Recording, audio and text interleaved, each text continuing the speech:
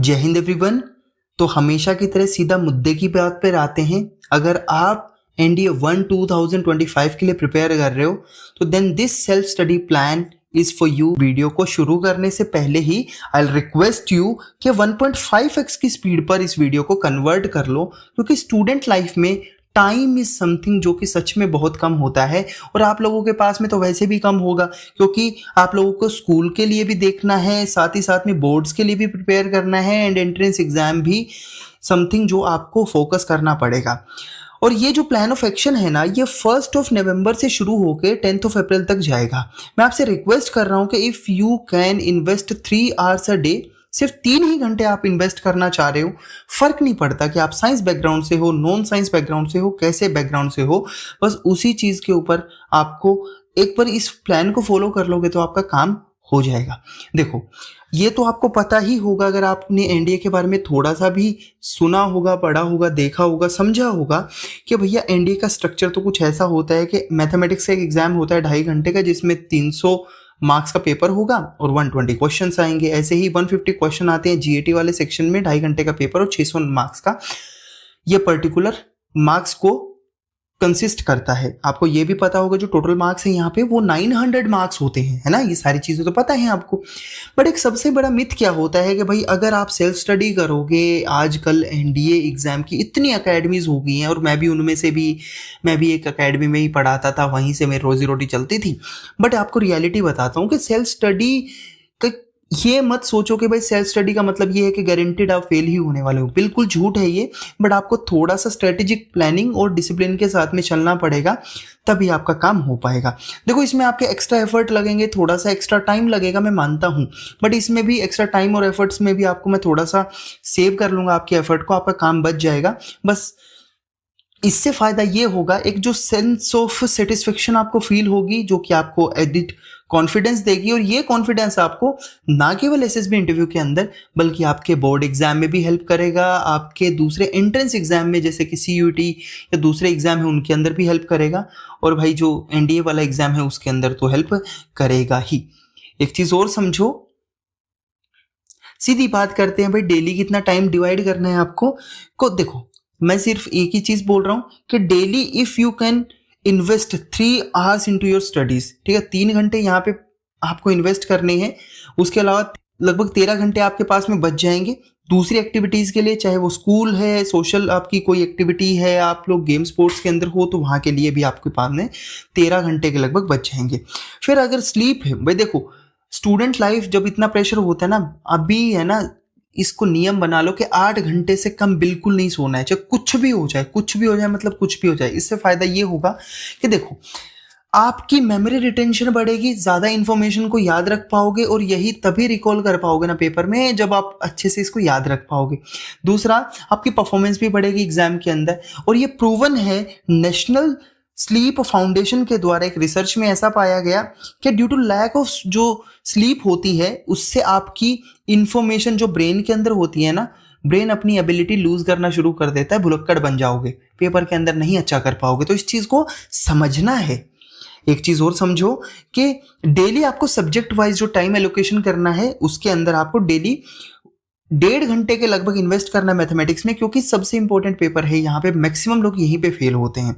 फिर आधा घंटा इन्वेस्ट करना है इंग्लिश सेक्शन में, साइंस के अंदर आधा घंटा, और जीके के अंदर भी आधा घंटा ही इन्वेस्ट करो, और कुछ करने की भी जरूरत नहीं है।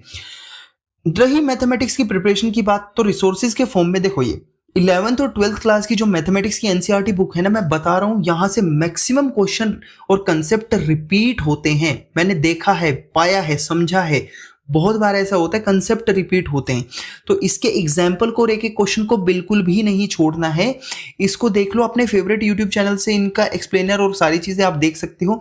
जब ये सारे कंसेप्ट आपके क्लियर हो जाए, बेस अच्छा हो जाए, फिर एस चंद की जो ये आर.एस. अग्रवाल वाली बुक है ना, एनडीए वाली, यहां से आप क्वेश्चंस को सॉल्व कर सकते हो। देखो, जितना ज्यादा क्वेश्चन सॉल्व करेंगे ना, उतना ज्यादा आपका कॉन्फिडेंस बूस्ट होना शुरू हो जाएगा।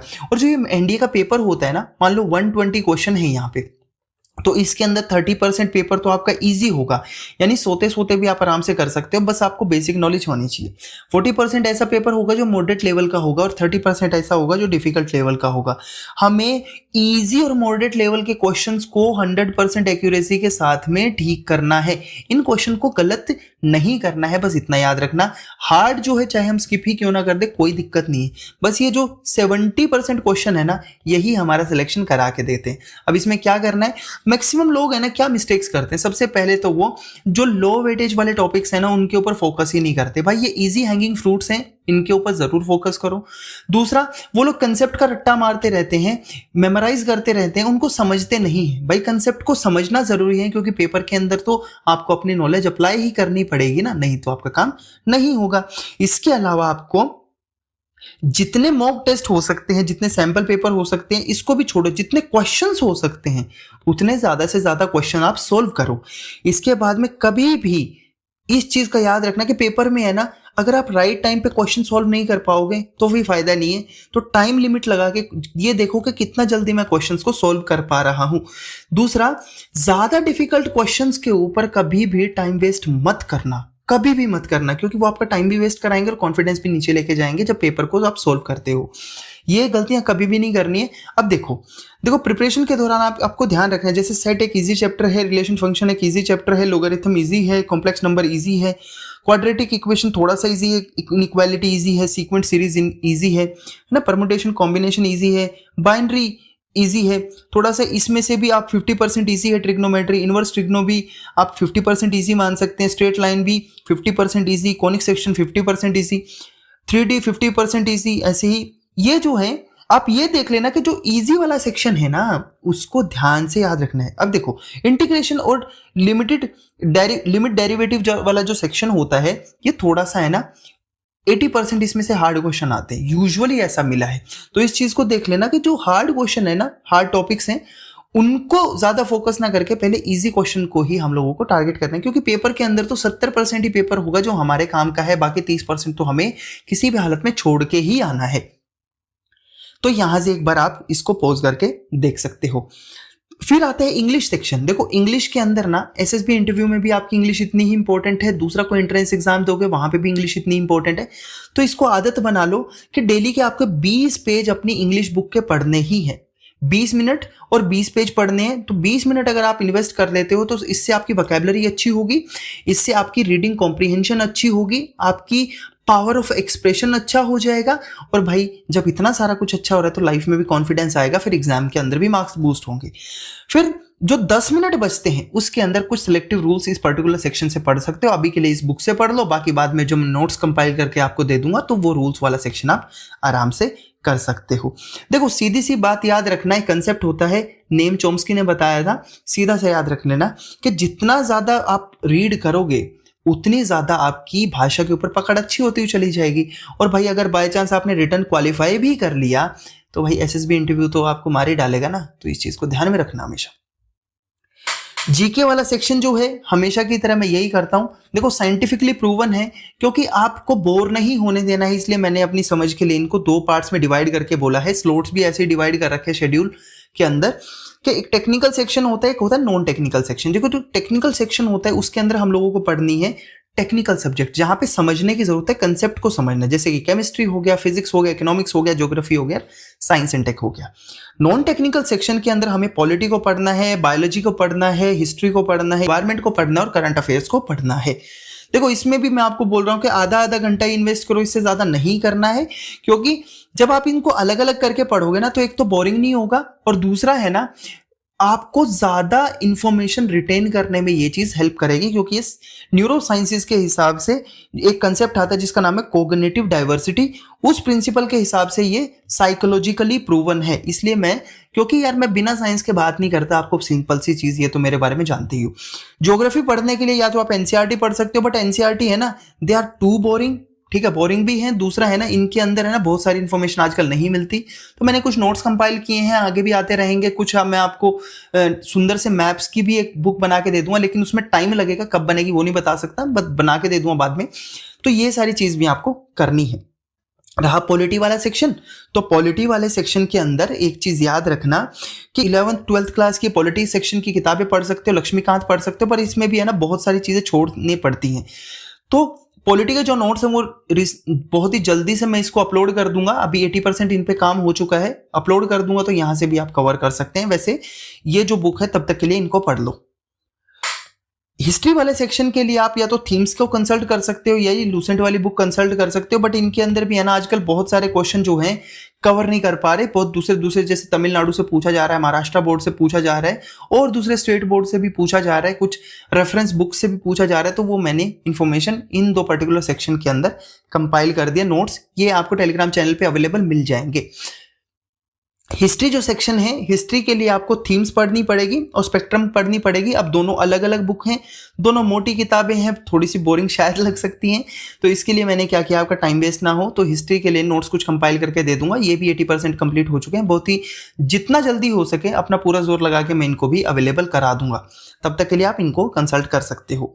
रही साइंस सेक्शन की बात में, तो 9th एंड 10th क्लास की जो बुक है उनको आप पढ़ सकते हो, बट आजकल क्या है ना भाई, वहां पे भी बहुत ज्यादा दिक्कत है। साइंस है ना एक महाभारत बन की है, तो इतना समझो कि साइंस के बहुत सारे क्वेश्चन यहाँ से सॉल्व नहीं होते। अगर आप एनडीए के केस की बात करोगे तो करना क्या है, अब पढ़ाने वाला आपको नहीं पढ़ाएगा, क्योंकि वो तो बोलेगा कि भाई जोर लगता है ना 11th 12th पे रिसर्च करने में।